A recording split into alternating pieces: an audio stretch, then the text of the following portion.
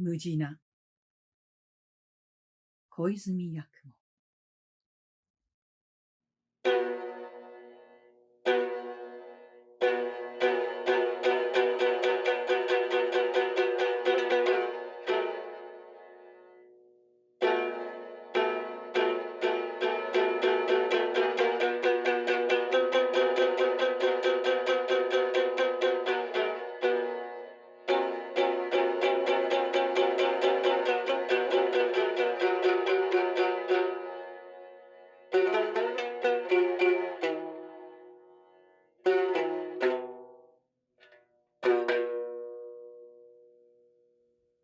On the Akasaka Road in Tokyo, there is a slope called Kinokuni-zaka, which means the slope of the province of Ki. I do not know why it is called the slope of the province of Ki. On one side of this slope, you see an ancient moat, deep and very wide, with high green banks rising up to some place of gardens. And on the other side of the road extend the long and lofty walls of an imperial palace. Before the era of street lamps and jinrikishas, this neighborhood was very lonesome after dark, and belated pedestrians would go miles out of their way rather than mount the Kinokuni-zaka alone after sunset. All because of a MUJINA that used to walk there. The last man who saw the MUJINA was an old merchant of the Kyobashi quarter who died about 30 years ago. This is the story as he told it.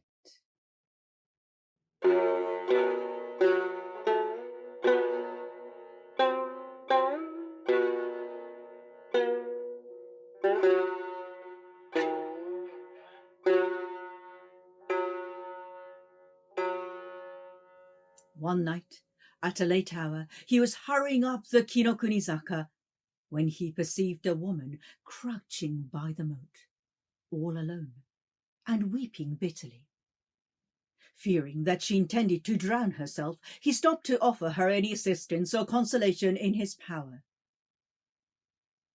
She appeared to be a slight and graceful person, handsomely dressed, and her hair was arranged like that of a young girl of good family. "Oh, Jochu!" he exclaimed, approaching her. "Oh, Jochu, do not cry like that. Tell me what the trouble is, and if there be any way to help you, I shall be glad to help you." He really meant what he said, for he was a very kind man. But she continued to weep, hiding her face from him with one of her long sleeves. "Oh, Jochu," he said again, as gently as he could. Please listen to me. This is no place for a young lady at night. Do not cry, I implore you. Only tell me how I may be of some help to you." Slowly she rose up, but turned her back to him and continued to moan and sob behind her sleeve. He laid his hand lightly upon her shoulder and pleaded, "Oh, Jochu, oh, Jochu, oh, Jochu. Listen to me just for one little moment. Oh, Jochu, oh, Jochu." Then that Ojochu turned round and dropped her sleeve and stroked her face with her hand.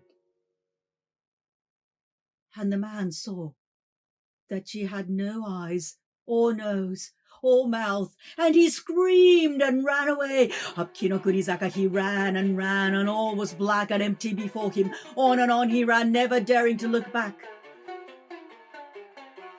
And at last he saw a lantern so far away that it looked like the gleam of a firefly, and he made for it. It proved to be only the lantern of an itinerant soba seller who had set down his stand by the roadside.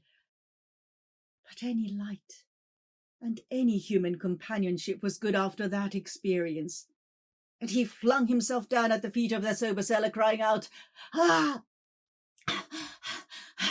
Ah! Ah!" "Kore, kore!" roughly exclaimed the sober man. "Here, what's the matter with you? Anybody hurt you?" "No, nobody hurt me," panted the other. "Only... "Only scared you?" queried the peddler, unsympathetically. "Robbers?" "Not robbers, not robbers," gasped the terrified man. I saw a woman by the moat, and she showed me. I cannot tell you what she showed me." "Was it anything like this that she showed you?" cried the sober man, stroking his own face, which therewith became like unto an egg, and simultaneously the light went out.